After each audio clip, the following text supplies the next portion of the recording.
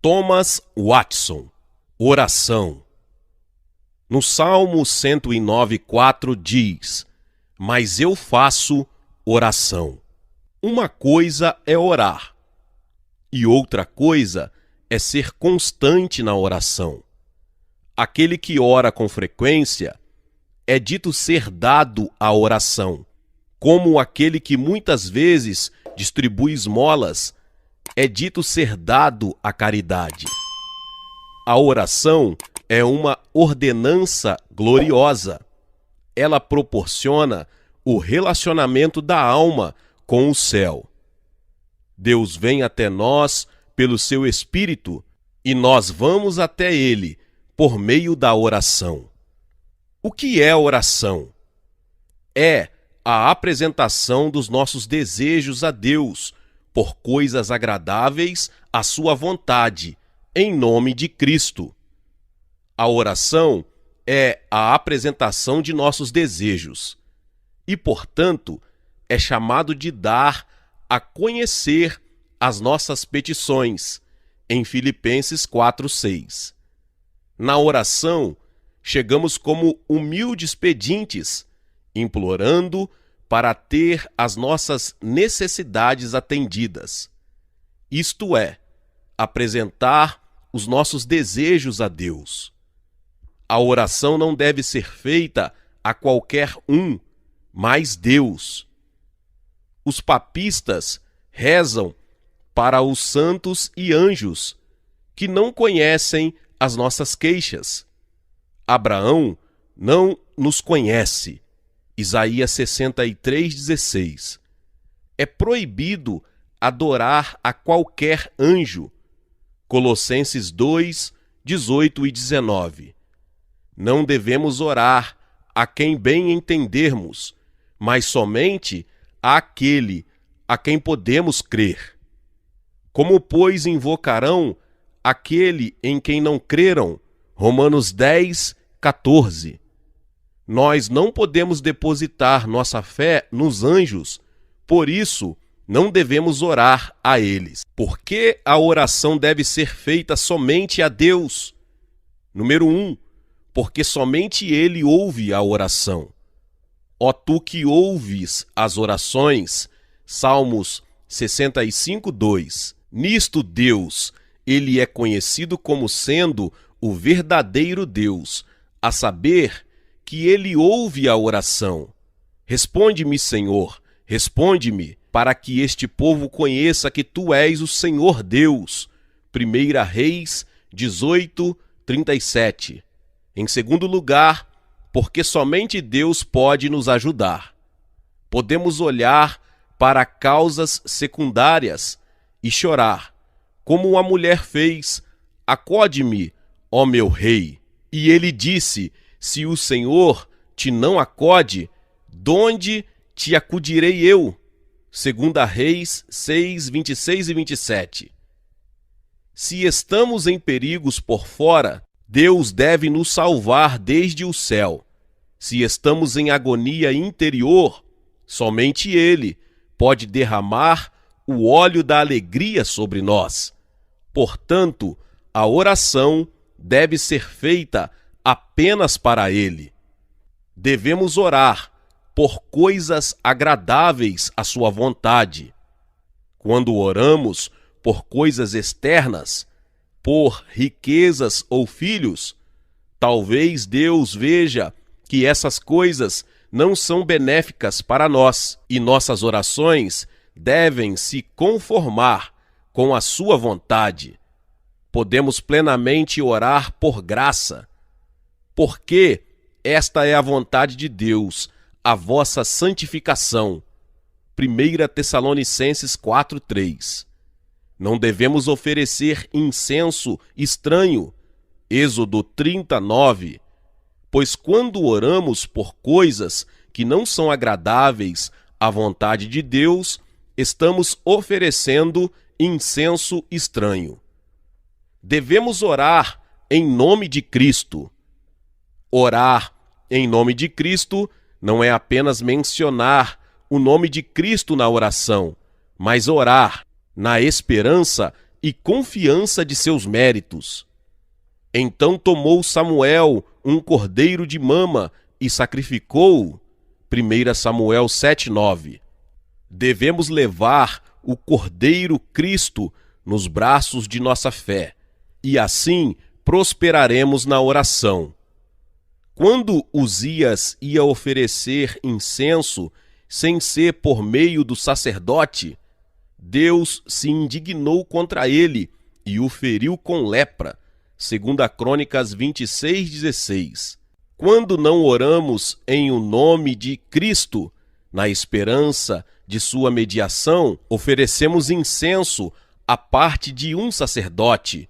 E o que podemos esperar, senão sermos repreendidos e que Deus nos responda com coisas terríveis? Quais são as várias partes da oração? Número 1. Há a parte de confissão, que é o reconhecimento do pecado. Número 2, a parte de súplica, quando tanto imploramos e oramos contra algum mal, ou solicitamos a obtenção de algum bem. Número 3, a parte de congratulações, quando damos graças por misericórdias recebidas, que é a parte mais excelente da oração. Na petição, agimos como homens, em ação de graças, agimos como anjos. Quais são os vários tipos de oração? Número 1, a oração mental, 1 Samuel 1:13. Número 2, oração vocal, Salmo 77:1. Número 3, jaculatória, que é uma súbita e curta elevação de nosso coração a Deus. Então orei ao Deus dos céus, Neemias 2:4. Quarto, oração inspirada, quando oramos por aquelas coisas que Deus coloca em nosso coração. O Espírito nos ajuda com suspiros e gemidos, Romanos 8:26. Tanto as expressões da língua quanto as expressões do coração, à medida que estamos certos, provém do Espírito. Quinto, oração prescrita. Nosso Salvador criou-nos um padrão de oração. Deus prescreveu uma fórmula estabelecida de bênção para os sacerdotes. Número 6:23. 6. Oração pública. Quando oramos perante outras pessoas, a oração é mais poderosa quando muitos se juntam e unem suas forças. A união de forças é mais forte. Mateus 18:19. 7. Oração particular. Quando oramos por nós mesmos. Entra no teu aposento. Mateus 6:6. A oração que mais provavelmente prevalecerá com Deus é aquela que é corretamente apresentada. Esta é como um bom remédio que contém os ingredientes certos. A oração que é boa e que tem maior probabilidade de prevalecer para com Deus é aquela que tem tais ingredientes nela. Em primeiro lugar, ela deve ser misturada com a fé. Peça-a, porém, com fé. Tiago 1:6. Acredite que Deus te ouve e no devido tempo Ele te concederá as tuas petições. Acredite em seu amor e verdade. Creia que Ele é amor e, portanto, não te rejeitará. Creia que Ele é a verdade e, portanto, não negará a si mesmo. A fé leva a oração a ser operosa. A fé é para a oração o que a pena é para a flecha. A fé, a pena da seta da oração, e a faz voar mais rápido e atingir o trono da graça. A oração destituída de fé é infrutífera. Número 2, deve ser uma oração quebrantada. Os sacrifícios para Deus são o espírito quebrantado, Salmos 51, 17. O incenso deveria ser triturado para tipificar o quebrantamento do coração em oração. Diz um cristão, eu não posso orar com esses dons de eloquência como outras pessoas, como disse Moisés, eu não sou um homem eloquente, Êxodo 4:10. Mas você não sabe chorar? Será que o teu coração não pode se derreter em oração? A oração misturada com lágrimas prevalece. As lágrimas caem como pérolas dos olhos. Jacó chorou e lhe suplicou e lutou com o anjo e prevaleceu. Oséias 12:4. Número 3. A oração deve ser feita com zelo e fervor. A oração feita por um justo pode muito em seus efeitos. Tiago 5,16. A oração fria, assim como o suplicante frio, nunca prospera. Oração sem fervor é como um sacrifício sem fogo. A oração é chamada de derramar da alma, dando a entender veemência. 1 Samuel 1,15. A formalidade faz a oração minguar. A oração é comparada com o incenso. Suba a minha oração perante a tua face como um incenso. Salmos 141:2. Brasas vivas deveriam ser colocadas no incenso para torná-lo odorífero e perfumado. Assim, o fervor das afeições é como as brasas vivas para o incenso, isto é, faz oração subir como um perfume suave. Cristo orou com fortes clamores, Hebreus 5:7. Tal clamor atravessa as nuvens, disse Lutero. A oração fervorosa é como um conjunto de engrenagens que abrem as portas do céu. Para orar com este santo fervor e ardor da alma, considere, em primeiro lugar, a oração sem fervor não é oração. Tal pessoa está falando e não orando. Oração sem vida não é mais oração do que a imagem de um homem é um homem. Tal pessoa pode dizer como Faraó, eu sonhei um sonho. Gênesis 41:15. Ela está sonhando, não orando. Vida e fervor batizam um dever e dão-lhe um nome. Em segundo lugar, consideremos quanta necessidade temos daquelas coisas que pedimos em oração. Vamos, em oração, pedir o favor de Deus, e se não obtivermos o seu amor, no qual nos deleitamos, isso resultará em maldição para nós. Oremos para que as nossas almas sejam lavadas no sangue de Cristo, pois se ele não nos lavar, não temos nenhuma parte nele. João 13:8. Quando é que vamos levar as coisas a sério, senão quando estivermos orando pela vida de nossas almas? Número 3. É somente a oração fervorosa que tem a promessa de misericórdia afixada a ela. E buscar-me-eis e me achareis, quando me buscardes com todo o vosso coração. Jeremias 29:13. Ou seja, não há nenhuma promessa para orações mortas.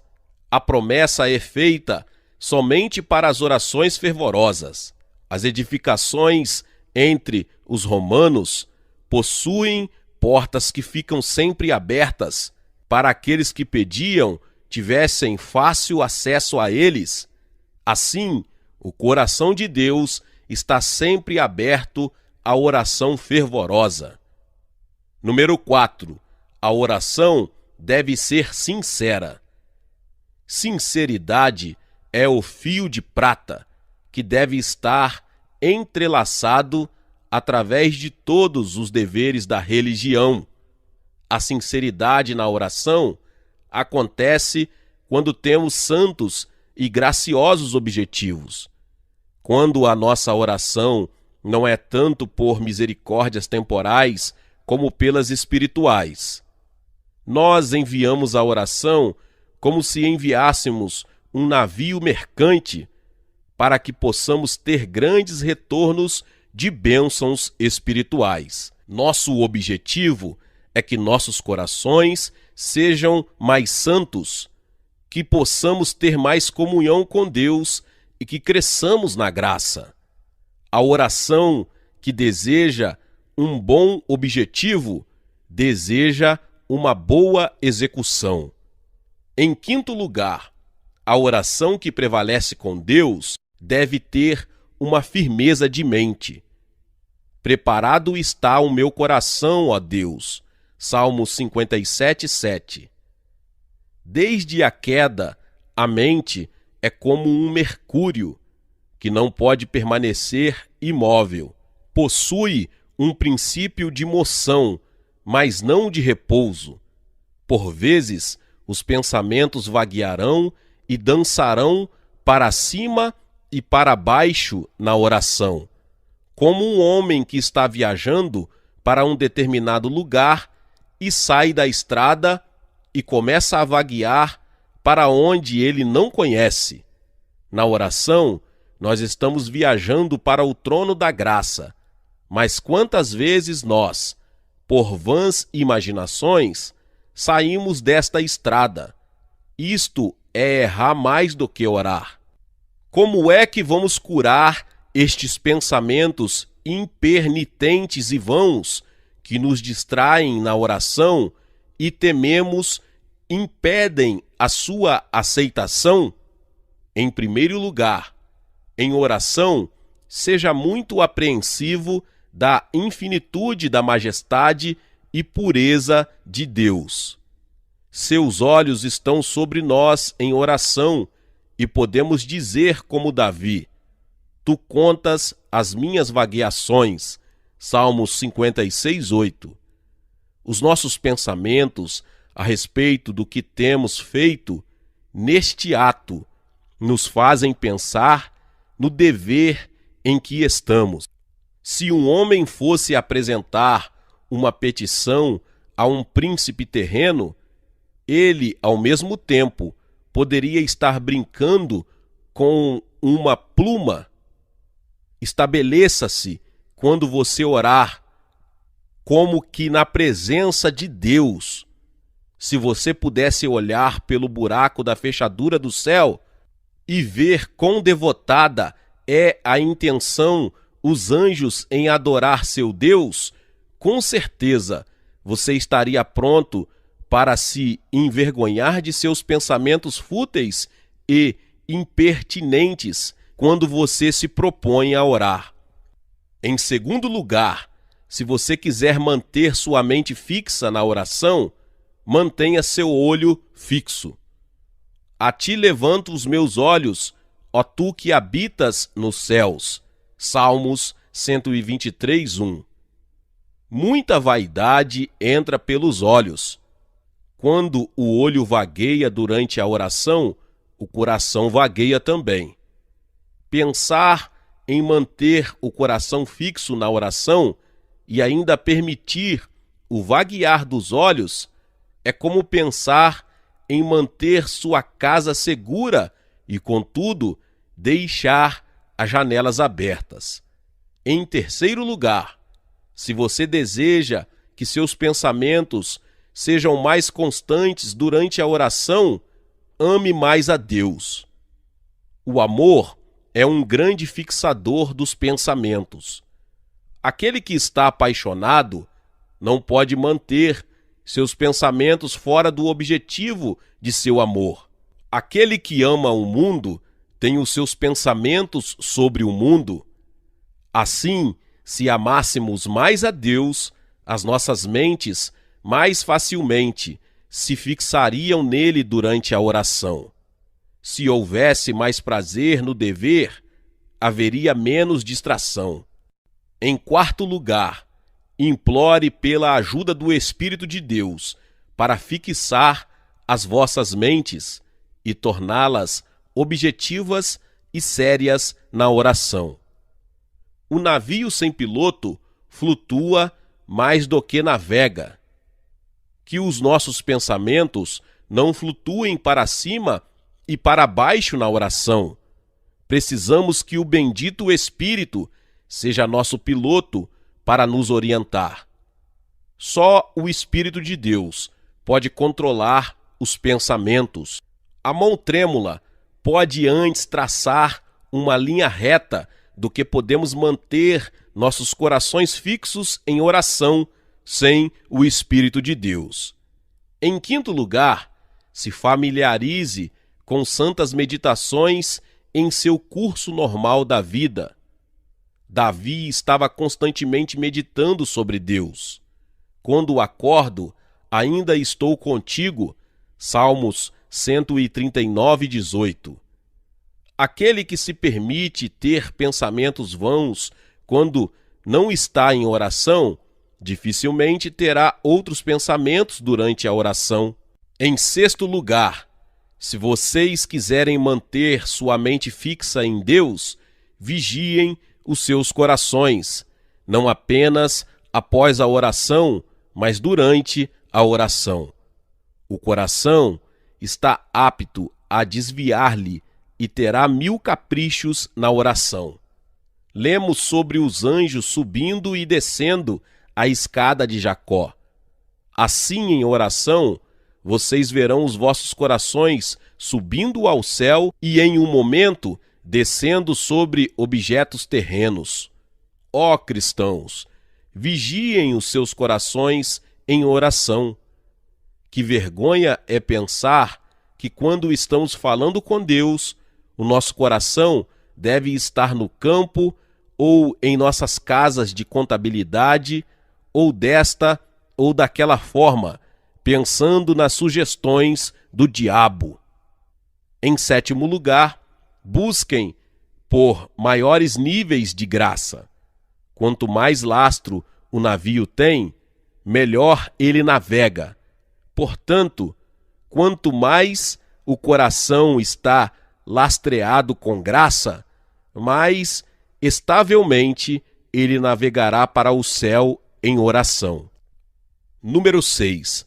A oração que provavelmente prevalecerá com Deus deve ser argumentativa. Deus ama que nós pleiteemos com Ele e que usemos argumentos na oração. Veja quantos argumentos Jacó usou em sua oração. Livra-me, peço-te, da mão de meu irmão. Gênesis 32, 11. Os argumentos que ele usou provêm do mandamento de Deus. Senhor, que me disseste, torna-te a tua terra, verso 9, como se ele tivesse dito, eu fiz essa viagem por minha própria conta, mas segundo a tua direção, portanto, por tua honra, deves me proteger. E ele usa outro argumento, e tu o disseste, certamente te farei bem, verso 12. Senhor, tu has de negar a tua própria promessa? Assim, ele foi argumentativo na oração, e ele obteve não só uma nova bênção, mas um novo nome. Não te chamarás mais Jacó, mas Israel, pois como príncipe lutaste com Deus e com os homens e prevalecestes. Verso 28. Deus ama ser convencido com a força do argumento. Assim, quando nos aproximamos de Deus em oração por graça, sejamos argumentativos. Senhor, tu chamas de ti mesmo o Deus de toda graça. E para onde devemos ir com nossa vasilha, senão para a fonte? Senhor, a tua graça pode ser transmitida e assim ainda não é comprometida. Não tem Cristo adquirido graça para pobres criaturas miseráveis? Cada dracma de graça custa uma gota de sangue? Porventura Cristo morreu para comprar a graça para nós e não desfrutaremos do fruto de sua compra? Senhor, que é teu deleite conceder misericórdia e graça, e tu irás limitar a ti mesmo e teu próprio deleite? Tu prometeste dar o teu espírito de graça. A verdade pode mentir? A fidelidade pode enganar? Deus ama assim ser convencido com argumentos quando estamos em oração. Número 7. A oração que prevalece com Deus deve estar associada à reformação. Se tu preparares o teu coração e estenderes as tuas mãos para ele, se há iniquidade na tua mão, lança-a fora para longe de ti, e não deixes habitar a injustiça nas tuas tendas. Jó 11, 13 e 14.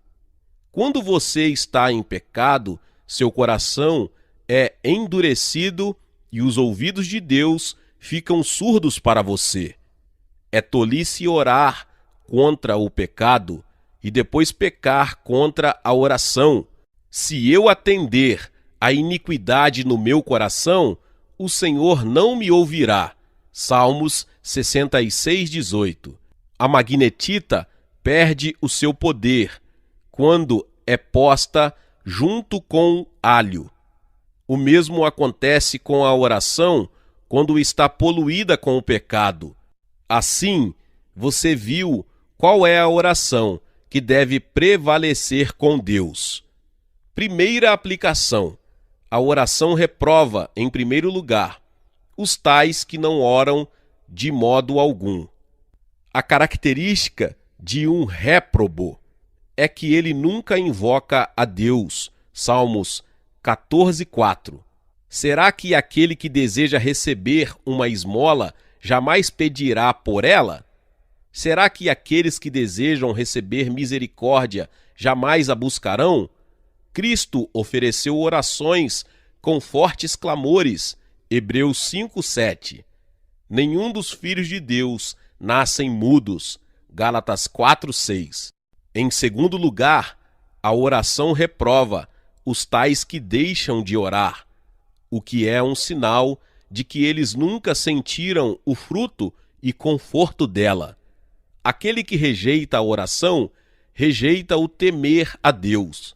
E tu que tens feito vão o temor e diminuís os rogos diante de Deus. Jó 15, 4.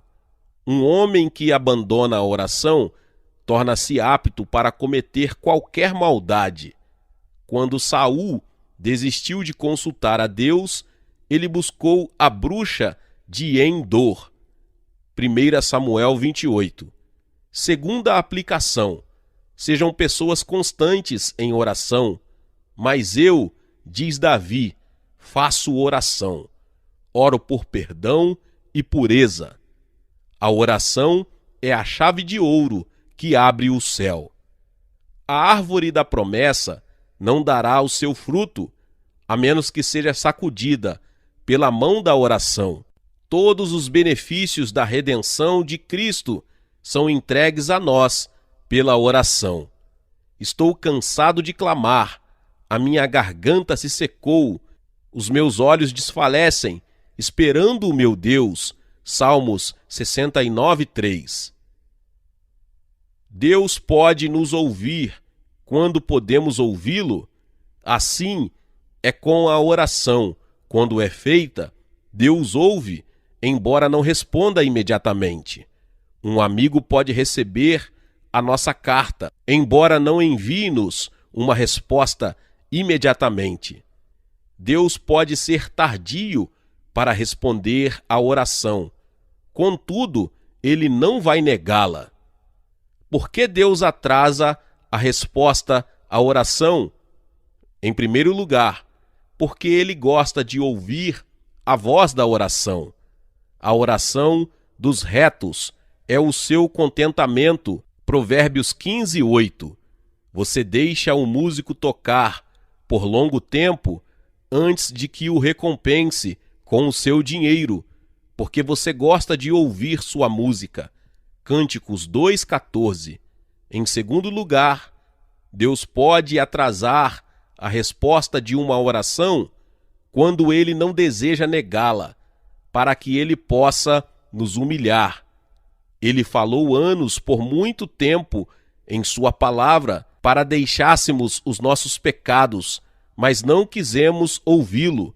Portanto, Ele nos permite falar com Ele em oração e deixar parecer que não nos ouve. Número 3, Ele pode atrasar a resposta à oração quando Ele não quer negá-la, porque Ele vê que ainda não estamos aptos para receber a misericórdia que pedimos. Talvez nós oramos por libertação quando não estamos preparados para ela. Nossa escória ainda está sendo purificada. Queremos que Deus esteja pronto para dar, enquanto nós somos lentos para nos arrepender. Em quarto lugar, Deus pode atrasar a resposta à oração para que a misericórdia pela qual oramos possa ser valorizada e para que possa ser mais doce quando recebida. Quanto mais navios do comerciante estão no estrangeiro, mais ele se alegra quando eles retornam para casa carregados de especiarias e joias. Portanto, não desanime, mas siga a Deus com a oração. Embora Deus pode ser tardio, Ele não a negará. A oração vence o invencível, ela prevalece com o onipotente. Oséias 12:4. O Senhor foi impedido por meio da oração de Moisés, como uma corrente de ouro. Está escrito: deixa-me, para que o meu furor se acenda contra ele. O que fazia Moisés? Ele somente orava. Êxodo 32:10. Orações abrem as portas para a misericórdia. Mesmo que o teu caso seja tão triste, se você puder orar, então não precisarás temer. Salmos 10:17. Portanto, aplica-te à oração. Meus irmãos e irmãs, Deus abençoe a vida de cada um. Que palavra maravilhosa, que palavra poderosa. Glória a Deus. E se você chegou aqui pela primeira vez e ainda não é inscrito aqui no canal, se inscreva no canal e ative o sininho das notificações. Todos os dias são postados vídeos abençoados aqui no canal para te abençoar. Deixe também o seu like e não se esqueça de compartilhar esta palavra com mais pessoas. Nos vemos nos próximos vídeos. Amém. Seja membro do canal Vinícius Siqueira e obtenha benefícios que só os membros têm. Então, você que já é inscrito no canal e ativou o sininho das notificações, logo você vê o botão Seja Membro, clique nele e obtenha os benefícios. E o primeiro benefício é que você tem uma mensagem destacada. Quando você faz um comentário aqui no canal, você tem um destaque na sua mensagem. E isso é muito importante porque você mostra para os outros que você apoia este canal. E outro benefício que você tem é que você pode compartilhar os devocionais diários, que são 365 devocionais, que são postados todos os dias aqui no canal. Existe um grupo específico e a pessoa recebe um link que é direcionado para o grupo. E nesse grupo você tem todos os devocionais de todos os dias do mês, que você recebe logo pela manhã, e você tem o benefício de compartilhar esses devocionais com os seus contatos. Esse benefício é apenas para os membros.